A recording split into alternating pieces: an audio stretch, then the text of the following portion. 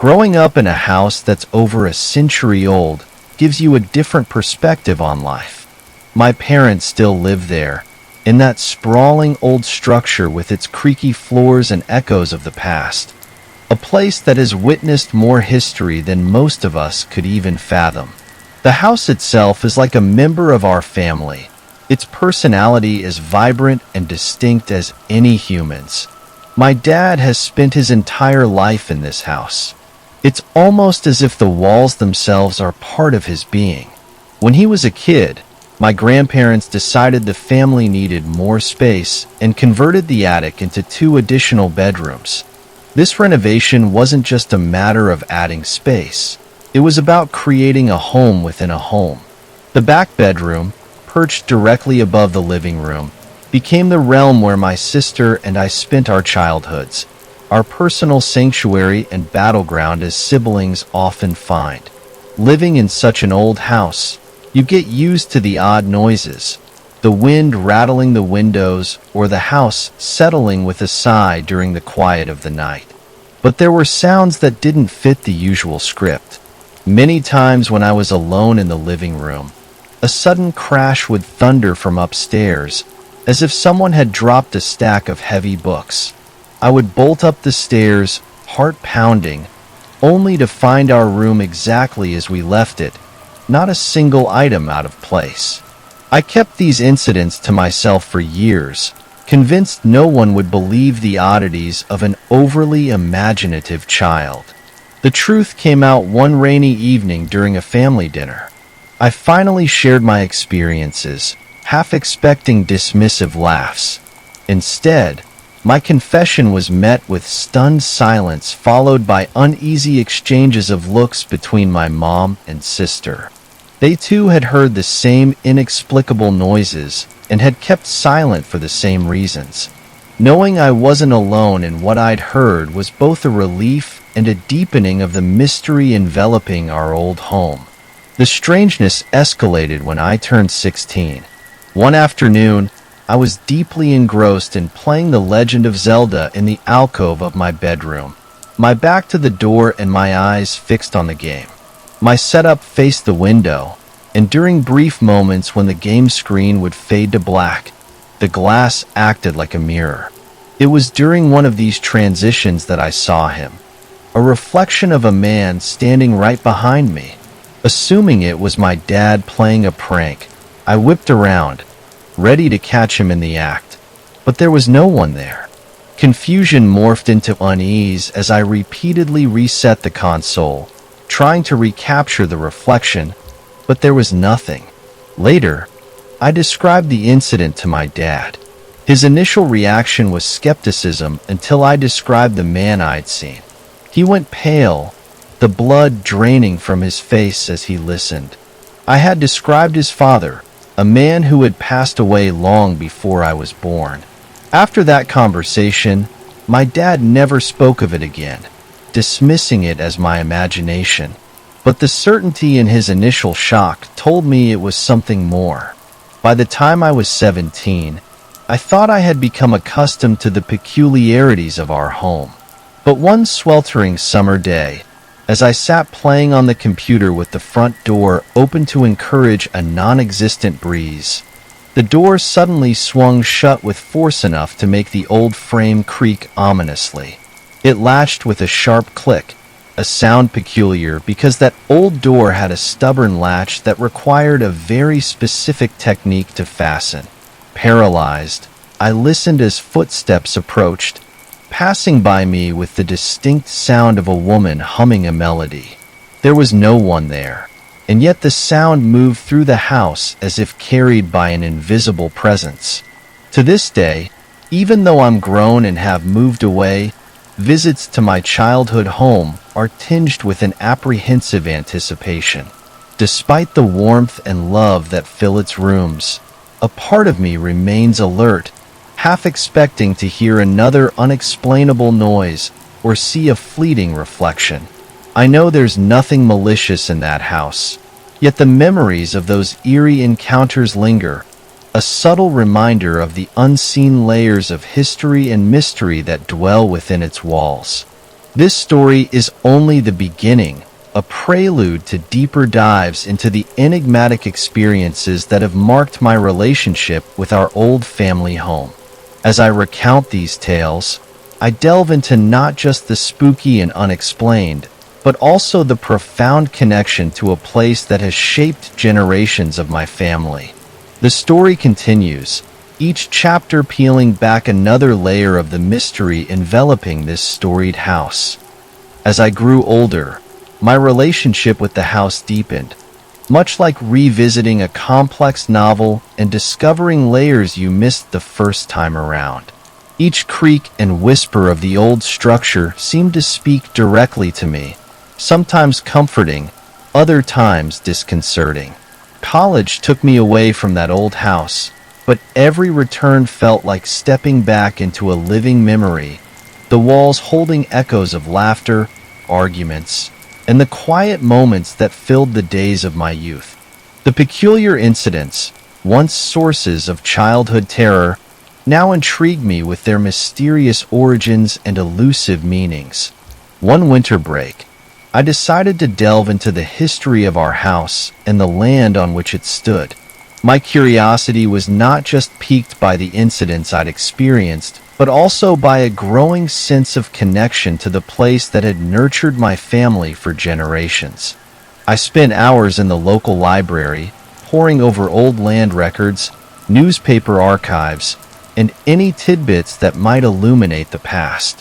What I discovered added layers of intrigue and history to our home's already rich narrative.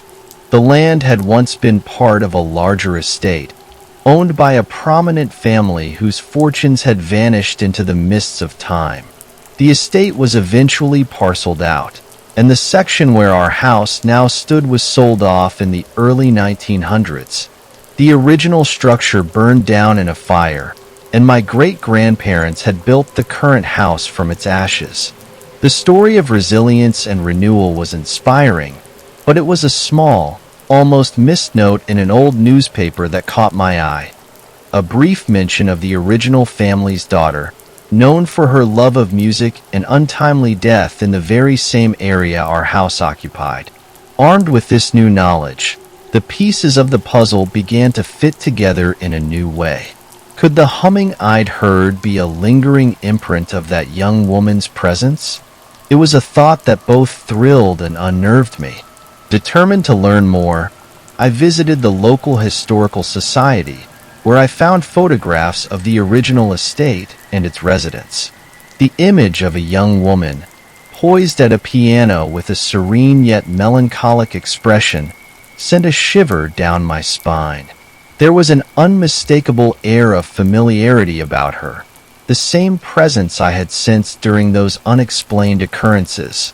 Returning home that night, I felt a different kind of energy in the house. It was as if my discovery had stirred something, or perhaps my newfound awareness had opened a channel of communication between the past and the present. That evening, as I lay in bed in the old back bedroom, the air seemed charged with anticipation. And then it happened. The soft sound of piano music filtered through the walls, so faint I thought I might have imagined it. But as I listened intently, there it was again, a delicate melody playing softly, as if from a great distance. The music didn't scare me. Instead, it filled me with a profound sense of peace.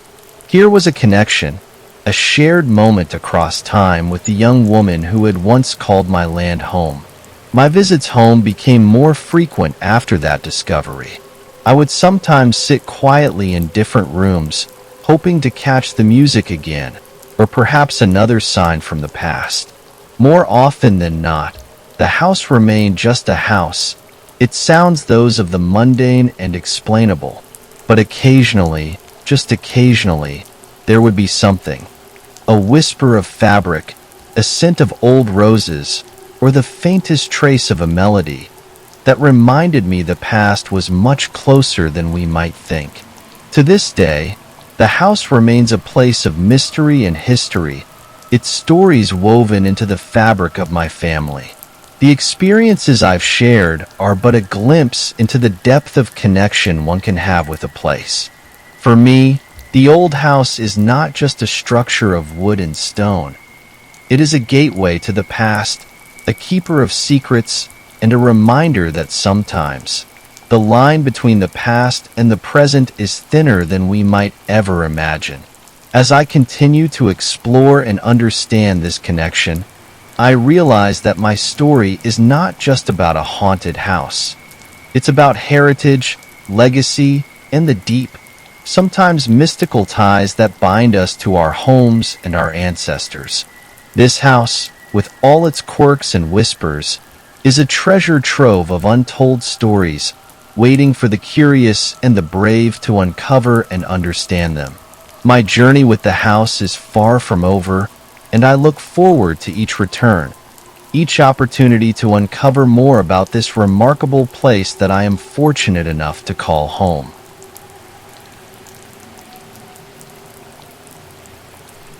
My life in the suburbs of Atlanta was relatively peaceful, a harmony punctuated only by the mundane. The occasional late bus, neighborhood barbecues, and the relentless Georgia heat. But recently, my quiet existence has been infiltrated by something inexplicable, something that sends shivers down my spine and makes my heart race with both fear and a morbid curiosity. It all started one late evening in my bedroom, a sanctuary where I usually felt safe and comfortable. I was sprawled out in my desk chair, mindlessly scrolling through videos online, trying to unwind after another long day at the office. That's when I first felt it, a warm puff of air against the back of my neck. Instantly, my skin crawled. I jerked around, half expecting to find my younger brother, Jake, playing a prank on me.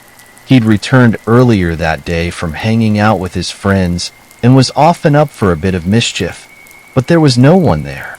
The room was still, my door shut just as I had left it when I entered. Confusion morphed into a creeping dread. There was no draft. The window was tightly sealed, and despite it being a warm southern night, a cold shiver ran through me. I tried to laugh it off, blaming my jitters on exhaustion and an overactive imagination. But sleep was restless that night, as I tossed and turned, unable to shake the unease.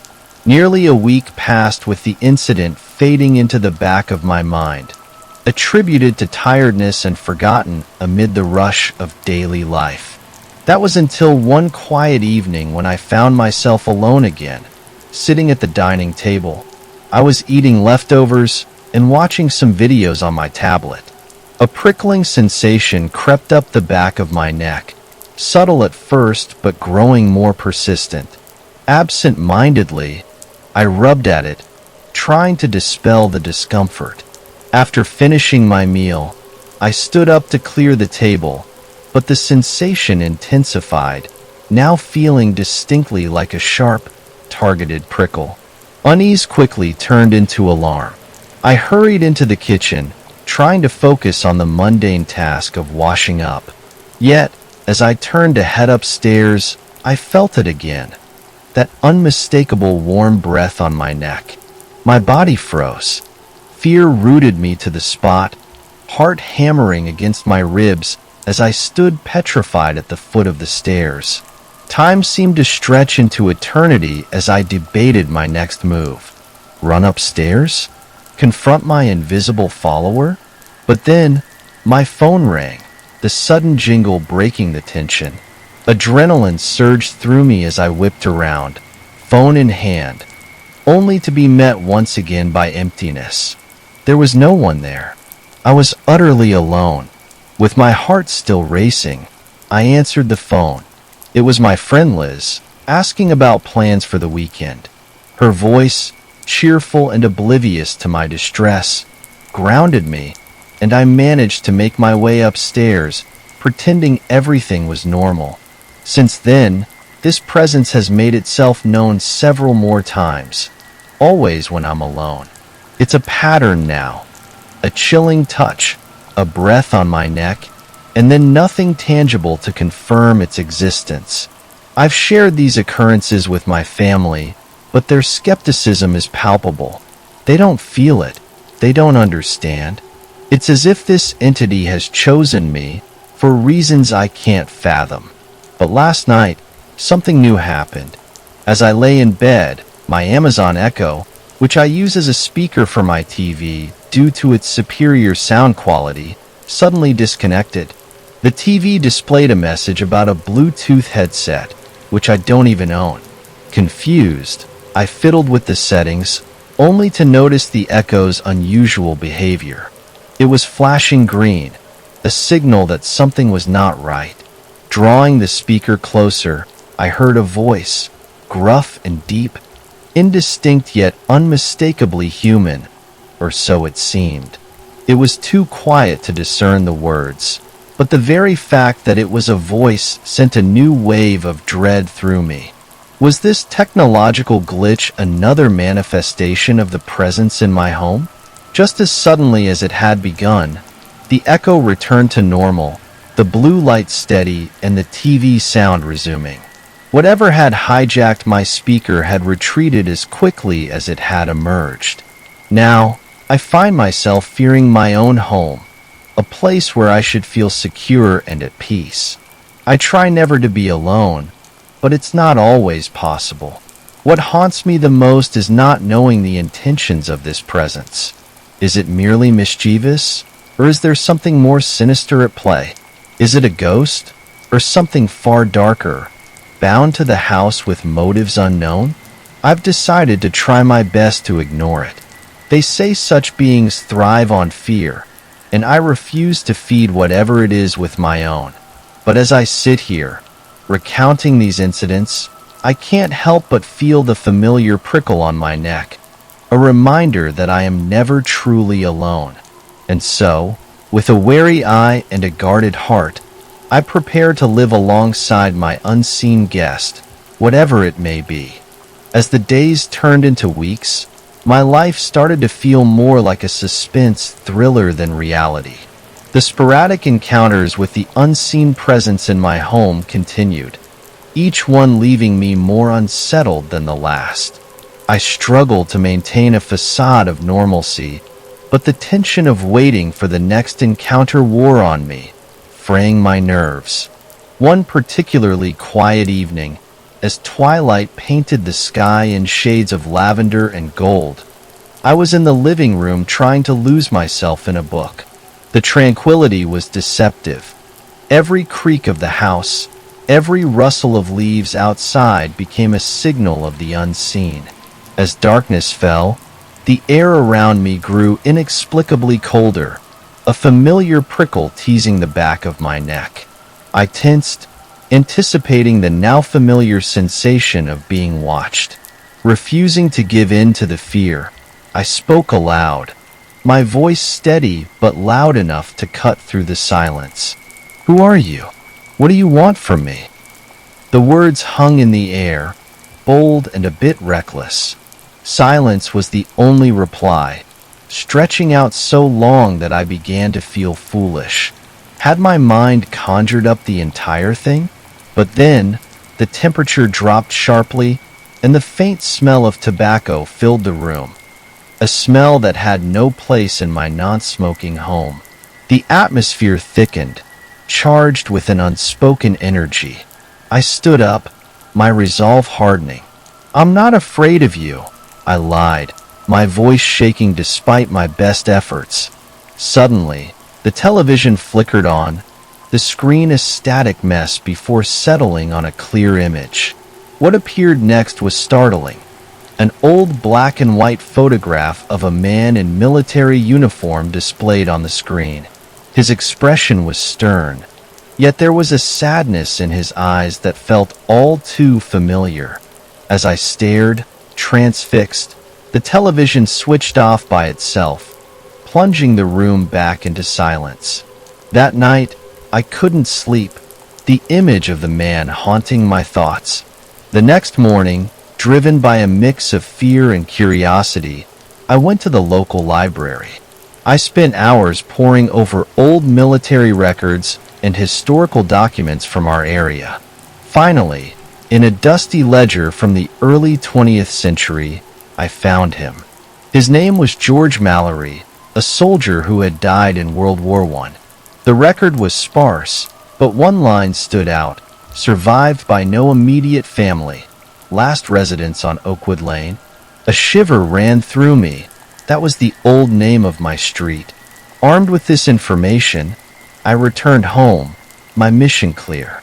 Standing in the middle of the living room, I addressed George directly. "George, I know who you are now. I don't know why you're here, but I want to help you find peace." The atmosphere shifted, the air suddenly heavy with emotion. I felt a hand, light and cold, touch my shoulder briefly, more comforting than frightening. It was a gesture of acknowledgement, of acceptance. Over the next few days, I spoke to George often, telling him about the world he had left behind, how times had changed. Slowly, the strange occurrences began to diminish. One evening, as I was preparing for bed, the house unusually warm and quiet, I felt a final whisper of air across my neck, softer this time, like a sigh. When I turned around, nothing was there, but the room felt lighter, as if a long-held breath had been released. The days that followed were serene. The chilling sensations ceased, and the eerie occurrences stopped altogether. It seemed George had moved on, perhaps comforted by the recognition of his existence and the sharing of his story. In the end, what had started as a haunting evolved into an unlikely closure for a soul lost in time. While my home felt peaceful once again, the experience left me changed, more open to the mysteries that linger just beyond the veil of our understanding, and more compassionate towards the spirits that might still wander among us, unseen but no less real. As for me, I continue to live in my house, now with a sense of peace. Occasionally, I find myself glancing over my shoulder, half expecting to catch a glimpse of George or feel his presence. But there's only silence, a comforting, respectful silence that feels like a final goodbye. And in this quiet, I found not only peace, but also a profound connection to the history of my home. A reminder of the layers of life that have passed through its rooms, each leaving behind echoes of their existence.